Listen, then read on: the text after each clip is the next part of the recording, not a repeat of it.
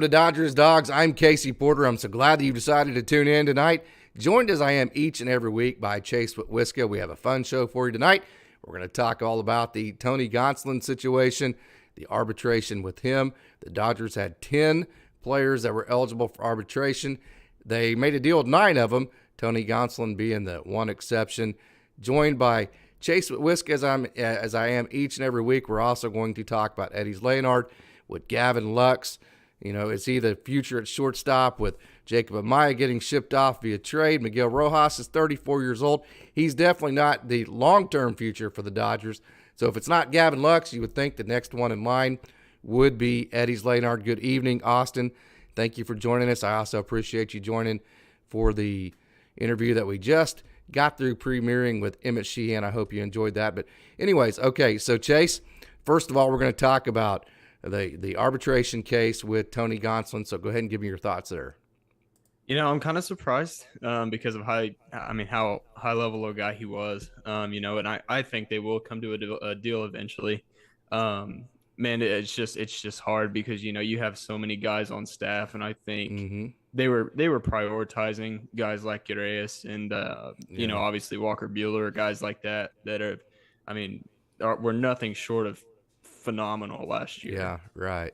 Okay, so we said the Dodgers had 10 players that were eligible. Here they are: Julio Urias, Walker Buehler, Will Smith. Will Smith was also in his first year of arbitration. Dustin May, Trace Thompson, Evan Phillips, and I believe it was Brusdar Graterol. It's either him or it was Yency Almonte. They reached it via Super 2. Now, so let me go over all the names first. Okay, so you had Brusdar Graterol, Yency Almonte, Caleb Ferguson. Okay, so what happens is an arbitration. If a player is on a 26-man roster for at least 3 years, okay, one service year is 172 days on a 26-man roster. Once a player reaches that 3 years, they become eligible for what's called arbitration, which means that if the club and them don't reach a deal, then it goes to a third-party, 3-person panel. They're called arbiters, the arbitrating panel, and they choose either one side or the other. Do they choose with the players or with the club? Okay, Tony Gonsolin's asking $3.4 million. The Dodgers are offering $3 million. Okay, so what's going to happen is Tony Gonsolin's going to get to make his case for an hour. Then the Dodgers will get to rebut that for 30 minutes, and then it'll flip. Then the Dodgers will get to make their case, and then Tony Gonsolin and his crew will get to rebut for 30 minutes too. Okay, so here's the deal. Here's some of the facts. Tony Gonsolin made $720,000 last year, which is this year's league minimum, and was just $20,000 above last year's league minimum, and he was an all-star. So I think we can agree, Chase, that he grossly outperformed his pay last year. Would you agree with that? 100%. Yeah, so his case is going to be, hey, I got way underpaid last year, so even if you think maybe the $3.4 million might be a slight overpay, so what? Because you underpaid so much last year that it would be worth it. As a matter of fact, his ERA was 2.14, his WHIP was 0.87, his average against was 172, and his strikeout to walk ratio was 3.4 to 1, and also he was an all-star. Okay, so here's some examples that he's going to use. Of the pitchers that were on the NL All-Star roster last summer, all of them avoided arbitration in their 1 year, which Tony Gonsolin is, meaning the first year they're eligible for arbitration, by making deals with their teams. And here's how they came out, okay? 2018, Carlos Rodon, he signed for $2.3 million. 2019, Tyler Anderson, we know him well, the Dodger from last year, he signed for $2.6 in 2019. In 2020, Joe Musgrove, the Padre, he signed for 2.8. And in 2021, Max Fried signed for 3.5. 2022, Corbin Burns signed for 6.5, obviously. He's fantastic. And then Sandy Alcantara signed the big 5-year, $56 million contract, which is going to avoid arbitration for at least the next 5 years. Okay, so if you look at all those, that kind of sides with the club, but I think where Tony Gonsolin is going to go with this, he's going to go straight to the Max Fried case. Max Fried, if you look at, because the Dodgers are going to claim, well, yeah, you had a great year, but you weren't healthy for the playoffs, so So, you didn't perform real well in the playoffs, and then you haven't been healthy in the past. I believe that other than last year, his highest year of inning total was like 55 innings. Okay, identical. His track record as far as innings thrown is just almost identical to what Max Fried was at when he was ARB1 eligible his first year of arbitration. Max Fried during that first year of arbitration signed for $3.5 million. Guess what Tony Gonsolin's asking for? 3.4, right? So that's the case I think that Tony Gonsolin is using. That's the case he's going to make. The Dodgers are going to say, yeah, you did get underpaid last year, but again, you don't have enough of a track record to warrant the $3.4 million, and then you don't have the postseason success, which Tony Gonsolin has not had a whole lot of postseason success. And so that's going to be their argument. And the thing about this, and this is where we'll get into the discussion, and we'll read some comments here in a minute, arbitration can get kind of ugly. It can hurt some feelings, Chase, because basically it's the club trying to devalue the performance of the player. And so that can hurt the player's feelings. Let me throw my thoughts out here first on that. I don't think that's going to be the case here, because I don't think the Dodgers are going to be devaluing Tony Gonsolin and his contributions and how good he is. I think they're simply going to be making the case that he hasn't been healthy enough to warrant the track record and to put the track record down to warrant the 3.4. And again, he's under team control until 2026. So if he creates that track record between now and 2026, I think the club can easily go back and pay him, for that track record. So what are your thoughts? And as fans out there, we are reading your comments. So if you have a comment on that, go ahead and leave it and we'll cover it on the air. Yeah, man, I'm 100% behind you. I don't think that they're going to devalue him, and honestly, I'm not sure if they wanted to, how they could, anyways. Just because of his performance last year was really, really good.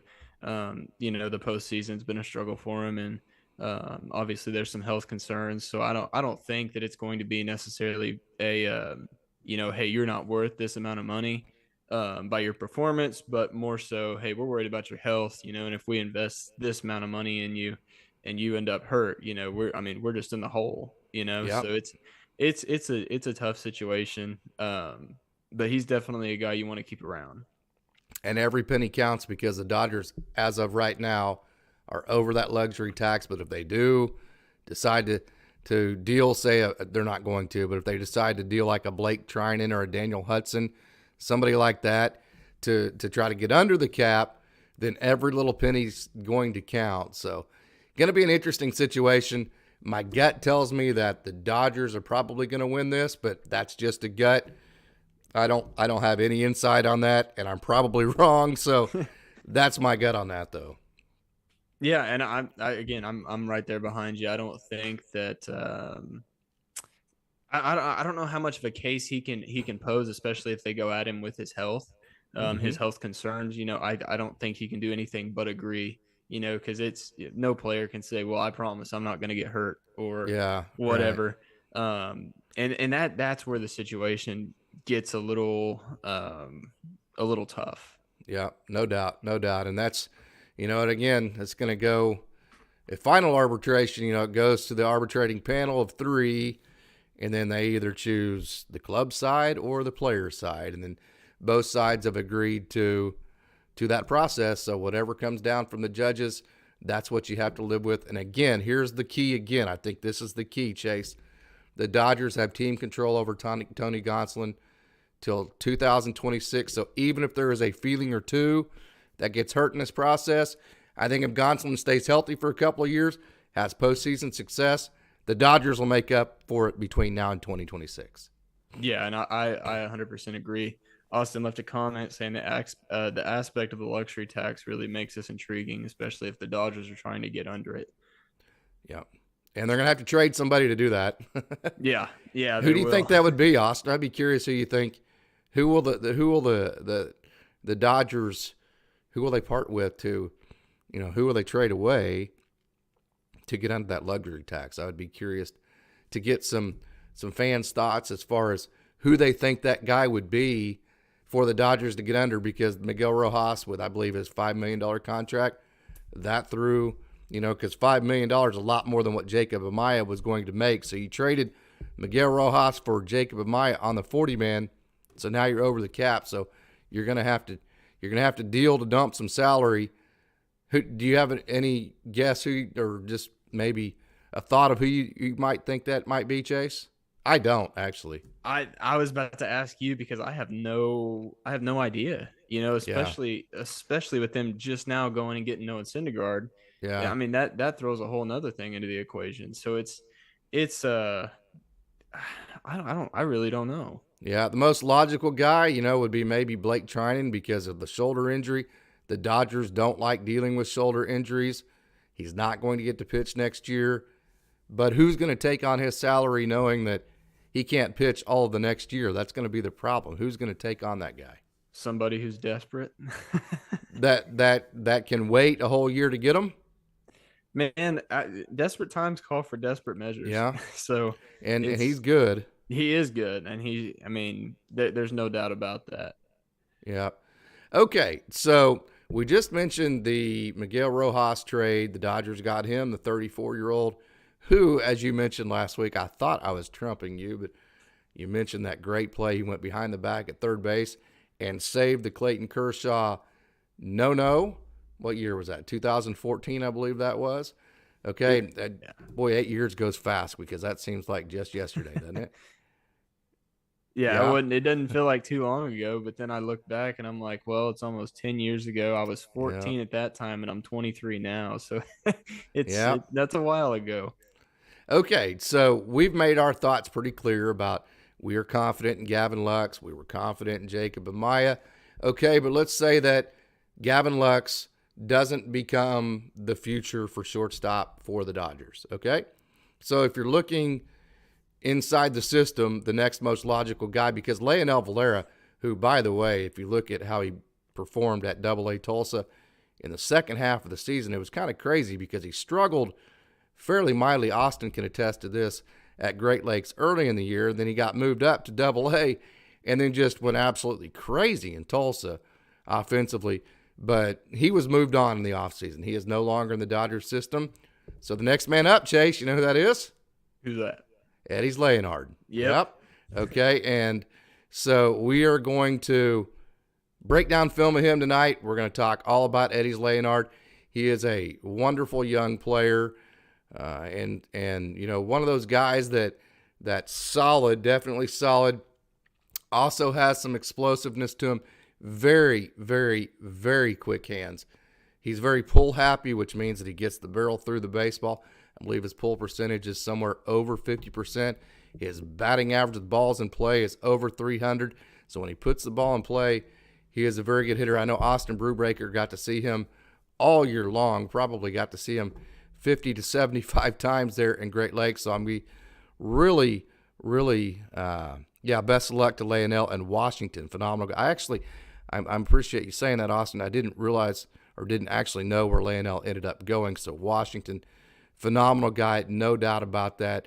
Okay, so be interested to get Austin's thoughts on Eddys Leonard. He got to see him up close and personal very many times last year in Great Lakes. You and I will get to see him this year in Tulsa. So very excited about that. So initial thoughts on this before we break down the film. Man, I think really, really highly of him, man. And like you said, he's one of the most fun guys to watch defensively, and I think that you're going to see his numbers go up even more, especially with that band shift. That's going to play really well into his game. And I can't even imagine how good he's going to do, with all of the, he has his dream is close, making the big leagues. It's close. And I don't think that he's going to disappoint. I really don't. Okay, so let's go ahead and get to it. You ready for the feature cut, Chase? Let's do it. All right, let's take a trip down on the farm. The first thing we're going to get to, we're going to get comments about the hitting coach at Great Lakes, from the hitting coach at Great Lakes, Dylan Ashotka, on Eddys Leonard. So here's Dylan. Eddys is another guy, a lot of excitement there. We have audio if here. you make a mistake, he'll make you pay. I don't believe so. At the same time, I've got audio. He's dynamic, and he's got really, if not, really this is only a lightning couple of quick seconds. hands. So we're going to go straight from that into the Eddys Leonard Eddys video, is another guy, a lot of excitement there. And of course, now that's Eddys is another guy. A lot of excitement there. So let me. If you make a mistake, go ahead and he'll talk, make you Chase, pay. just for a second, and let me at cue the same back time, up he's this got media he's source. dynamic, so go ahead and he's got recover really, the Tony really just Gonsolin lightning situation quick just hands. for a second. Answer some questions. Austin, if you have some questions, now would be a good time to ask as I queue up these video clips again from Eddys Leonard. I don't know what happened to them, but they were there and now they're not. Yeah. So the Tony Gonsolin situation, man, like I said, I'm really surprised that they didn't come to an agreement. But at the same time, I'm not, just because of the amount of, phenomenal players in that situation. You look at Walker Buehler and Urias and all those guys, man. I'm sure that those were kind of more of a priority just because of how much success they've had. And that's not to downplay Tony Gonsolin either. He's definitely a high level guy. And I don't know why they would, make a big deal out of giving him a couple hundred more thousand. It sounds like a lot, and it kind of is, but at the same time, it's kind of not when you're, one of the richest organizations in all of baseball. So yeah, man, I just I'm shocked, but they will come to an agreement for sure. Yeah, I would agree with that, and I've got my program is not wanting to play nice with me. I've got it right here ready, and I'm not exactly sure why it's not queuing up the way that it should properly, but let me continue to try to mess with this just a touch. Okay, let me go back to both right here so everybody can see that. And I'm going to get, is there any comments yet that you can get to, Chase, as I try to queue up this Eddys Leonard video?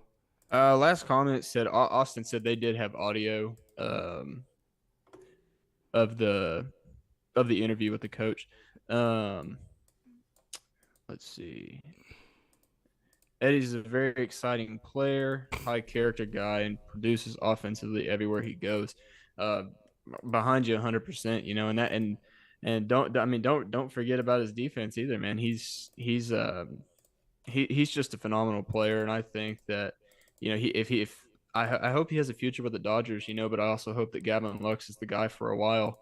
So if he doesn't achieve his dream soon, with the Dodgers, I hope he does with somebody else. Because we talked about last week, we love these young prospects, and we want them to be Dodgers for life, but at the same time, you want to see them succeed somewhere, and whether that be with the Dodgers or for example, like last week we were talking about Miami. We just want to see him do well, see him do what they've always wanted to do. And obviously that's what they want to do as well. So it's cool to see those guys go on and be successful in the major leagues and just produce and be guys that they've showed us that they can be, when they were in our, AA, AAA system.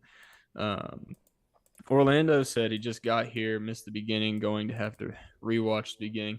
Man, we just talked a lot about, the arbitration situation, and then we were just starting to get in to Mr. Eddys.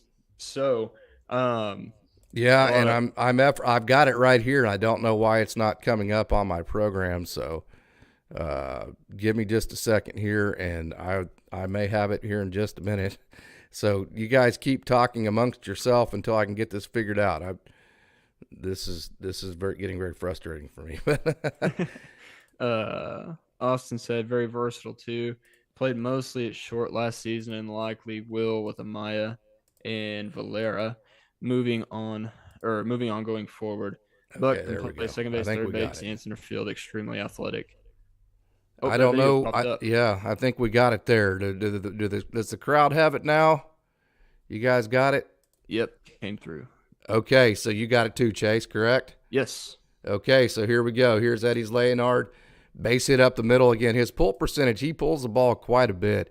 If you look at his pull percentage, he is over 50%, which your target's somewhere around 40%, but he is able, like there, to go to the opposite field gap. So it's not like it's not something that he can't do, but his hands are so quick. Austin will test this. He's seen this.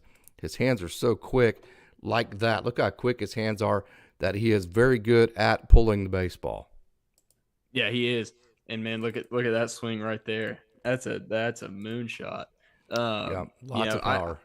I really like his approach. I like the way he swings the bat. He swings it with a purpose, and you see a lot of guys that really, I mean, it seems like they're, just swinging for the fences, but he's one of those guys that kind of accepts his role, in my opinion, and just does jobs just like that one, with a ground ball up the middle to get on base. It's not always about home runs, and I think that he does a really good job of just being him, and helping out his team. That's one of the reasons I like him so much. Swing reminds me of Trey Turner, and I think that's because of that high release at the end of it. Watch that high release right there, just like Trey Turner. And also, he kind of has that downward path to it, Chase, that we really like. I think this is why you like him so much. He doesn't have that lift in his swing like a lot of young hitters do. So he's a lot flatter coming through the zone, and he finishes higher. Yeah, don't get me started on that lifting garbage. I can't stand it. No I'm sorry. If you've watched one of our podcasts before, you definitely know how I feel about the new style of hitting. It doesn't work. It's stupid. It works about 1 out of every 8 at bats, and when it does work, it goes about 600 feet. Yeah, well, for high school guys, it works about 1 out of every 20, and and even then, it's not worth it. It's usually a pop up. Orlando actually said, I don't know why, but his swing reminds me of Trey Turner. It's funny, Casey, that you said that. Super quick hands with underrated pop in his bat. Absolutely. And I think that, if you watch everything from his hands to his hips to his load, I mean, everything, it's very, what's the word? Compact. Yes. And it just looks good. It looks natural. It looks athletic, I think is the word that I'm looking for, and Austin Here's him said defensively, by the way. Yeah. Austin said this, he's a very athletic guy, and you guys know how we feel about those guys too. The Dodgers do a really, really good job of just going and getting athletes, man. They don't just go and get great baseball players. They go and get guys that were successful in high school football or, wrestling or basketball. They go after just high quality athletes. And I think, man, that's why they're so successful. Athletes are, they're hard to come by. And so when you can get your hands on them, and then get them to specialize in something, it's impressive. Yeah. There's Kendall Williams right there. He's pretty good too. Here's a field level, and you have Yorbit Vivas at second base, and a lot of these, he's also a big time prospect. So getting to see Eddys Leonard, Yorbit Vivas up the middle, that combination is pretty awesome, especially when you have the pitching that Great Lakes had. Here's another play from Leonard, how he goes to his right, checks his runner. Pretty good arm right there, wasn't it? He can release it pretty good. Yeah, it had some zip on it, that's for sure. There's another one that maybe a little underthrown, but it got over there pretty good. Yeah, here's one you like to see coming in on the ball, moving, throwing on the move. Jacob Amaya was so good at that, but good play there by Eddys Leonard. And, he has every solid tool. I'd be curious, if Gavin Lux, here's a turn. I wanted to show that from Yorbit Vivas, the turn. That's a pretty quick turn, pretty quick hand. So, the hand work there's a boy, look at that power. Do the hands look quick to you? They look really good. They look really quick. Man, and the one that you guys saw him coming through the ball, and making that throw across his body. And I mean, unless you've done that, you have no idea how hard that is. That's an extremely impressive play. I mean, that's up there with, somebody diving, and it's an extremely hard play to make, and seeing him come through that. And then, I mean, with the shot to first base too. Yeah. I hate that clip. I wish that guy would have slid. Yeah. Gosh, dang it. I like how he stays over the ball too. He reminds me of a guy that's not, of course, he can hit home runs like that if you throw the ball up in the zone, which that pitch was above the belt and inside, but he's not trying to hit home runs. He's trying to hit line drives. Yeah, absolutely. And see, he's not one of those guys that believes, that you have to hit a bunch of home runs to be a good and successful hitter and a baseball player. And I've said this time and again, as a pitcher, it's more frustrating for me to give up a double or just a shot of a single than it is a home Mm-hmm. run. Yeah. I don't know if that's just me. But yeah, I would rather give up a solo home run than a double in the gap, because that's more of a rally starter in my opinion. Mm-hmm. Um, it makes guys like him very, very frustrating to pitch to. Austin said, Leonard and Leonard, yeah. And Vivas. Going to the be exciting next year in Tulsa. yes. Oh, Yeah. I'm excited. I'm excited to be able to watch those guys. Uh-huh. We'll definitely have to pull up to a couple games. That's for sure. Exciting thing about Leonard too, he's from the Dominican Republic, and he's only 22. Okay, he's only Wow. 22, so still a young guy and still has a lot of time to develop. And he's going to be 22, 23, and already be in Double A, which, for the college guys, a lot of those college guys are 23, 24, 25 still in Double A. So that's an exciting aspect to him too, is that he's still young. That's Kyle Hurt on the mound, by the way, through a 91-mile-an-hour slider earlier this year. Fantastic. Okay, 15 home runs for Yorbit Vivas, 783 OPS. This last year he hit 32 doubles. That goes to what you're talking about. He's a gap-to-gap power guy. He hits a ton of doubles. He hit 29 doubles in 2021. So in the last 2 years, he has 61 doubles. That's pretty good. Good Lord. Hey, when did he become a professional? I was going to look at that, Eddie. Sometimes it's hard to tell with those international guys because they're not drafted. They're just selected in they sign internationally. So it doesn't always list what year they signed. He was born in 2000. So I'm going to, let me look at game logs. I can tell you here in just a second, Chase. Yeah, absolutely. Okay, I was just curious. His first year was 2018. So he was signed internationally out of the Dominican Republic in 2018. He played that year with the Dominican Summer League. He played that entire year in 18 in the Dominican Summer League. Of course, unfortunately, there is no Venezuelan league. If you're an international player, you have to go to the Dominican now. In 2019, he spent, he was at the complex at the Dodgers. So he spent the entire 2019 at the complex until August. At the end of August, he went to Ogden when Ogden was still the rookie ball team in the Pioneer League. John Littell actually played on that team. John, the Oklahoma State boy. Yes. He played. So he played with Eddys on that 2019 team at least for September of that year. 2020 was canceled. 2021, Eddys Leonard, I'm going to assume, played all of that season at Rancho, of which, no, he actually got moved up in 2021, August 1st. He got moved, August 1st to Great Lakes in 2021. Then he spent all of last year at Great Lakes in 2022. Yeah, I think we'll see signs of him in Oklahoma City as well this year. Do you think he'll jump from AA to AAA? I think he's got a chance, man. I really like to. I mean, he's a high quality guy. And obviously a lot of it depends on if injuries occur, which I'm sure they will. I hope they don't. Different positions and all kinds of stuff like that. But he's a high quality player. Like Austin said earlier, he can play 3 positions in the infield and he can play center if you need him to. Mm-hmm. Just an all around heck of an athlete, fun to watch kind of guy. Eddie's really struggled to start the season, which I don't know for sure. But could have been a result of the lockout and him being added to the 40-man. Don't know. About he had not his greatest of years. I mean, it wasn't a terrible year by any stretch, but he was added to the 40-man before last year, and then he hit 263, the 15 home runs. OPS was under 800. So it was a year, I think he would probably be the first one to say it wasn't the exact year that he was looking for. I'm going to cut back to both of us now because we've got about 5 minutes left here in this show to read some comments and get after it from that perspective.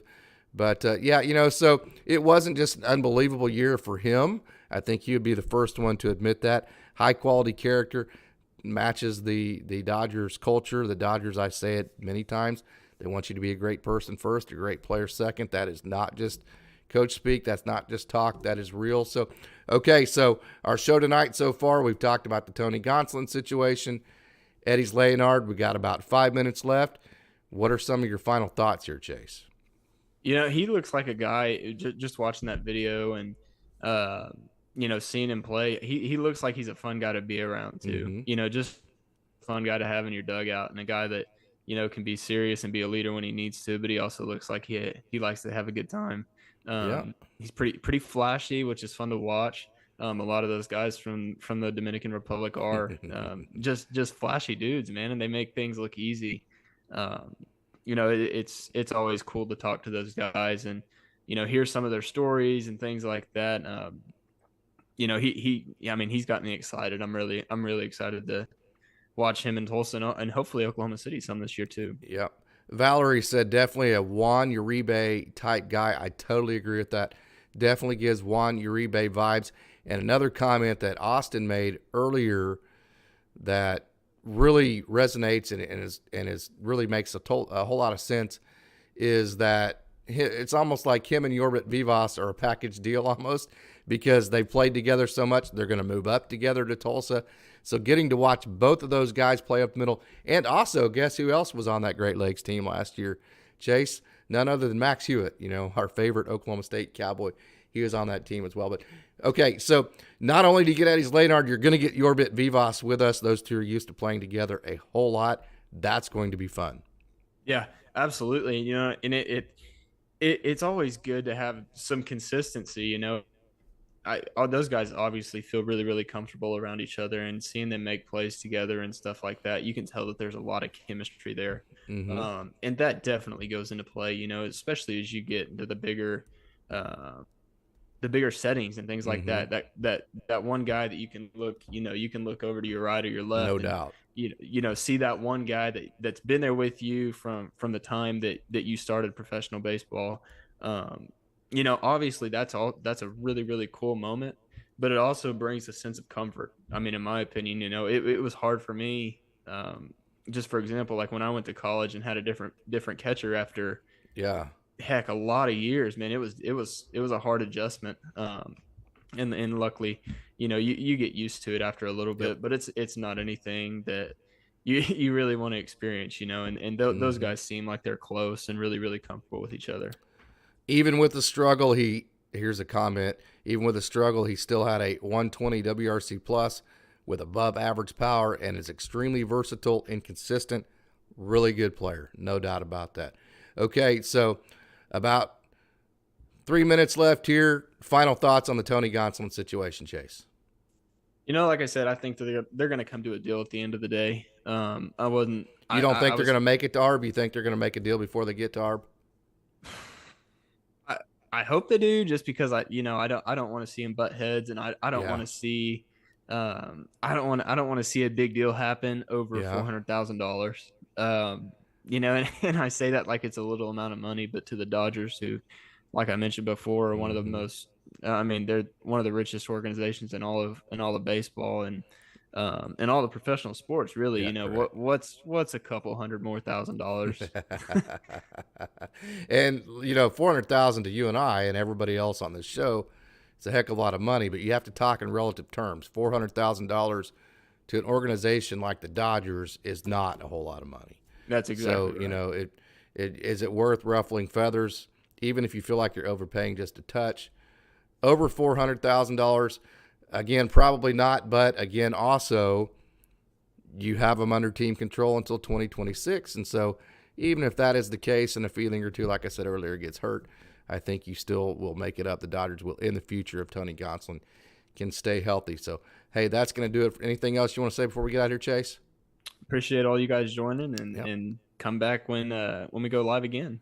Yep, no doubt about it. Hey, just want to remind you to head on over to DodgersDaily.net. That's where we have all of our feature articles on all of our players and our Dodgers Daily stories. Also, if you like this kind of content, go ahead and leave a comment. I know we had this chat, but leave a comment, because if you do that, that helps this video get seen. It helps Dodgers Daily grow.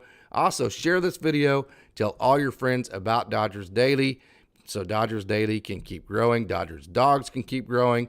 And so Chase and I can keep providing you content like this in the future. As always, thanks for tuning in, and go Dodgers.